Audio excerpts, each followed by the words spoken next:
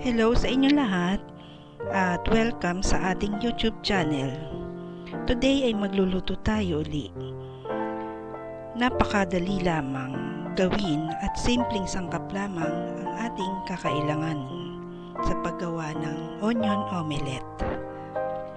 Atin pong simulan ang ating pagluluto sa pagtitimpla ng itlog.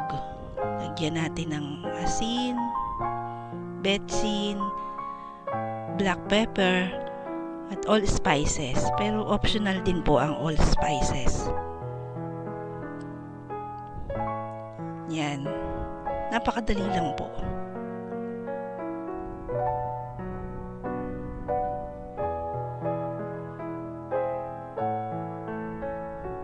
Yan.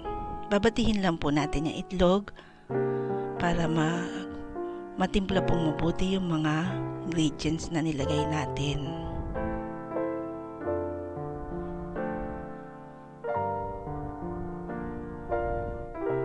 Tapos sa malinis na kawali, maglagay lang po tayo ng mantika at tayo po ay maggigisa ng sibuyas.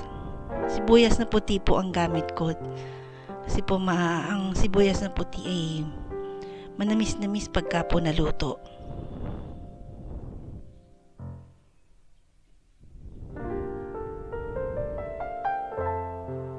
Haluin lang po natin.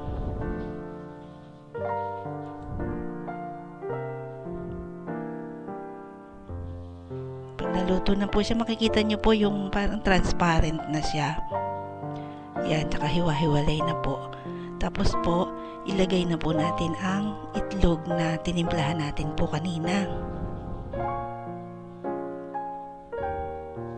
Ganyan lang po, napakadali lang po.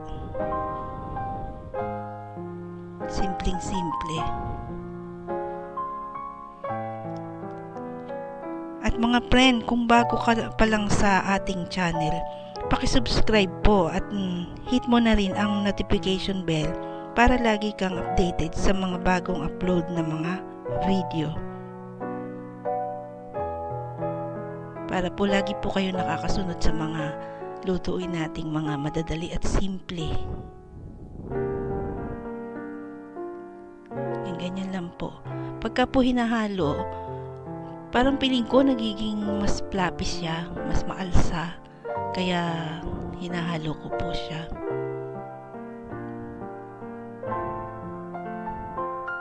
Yan.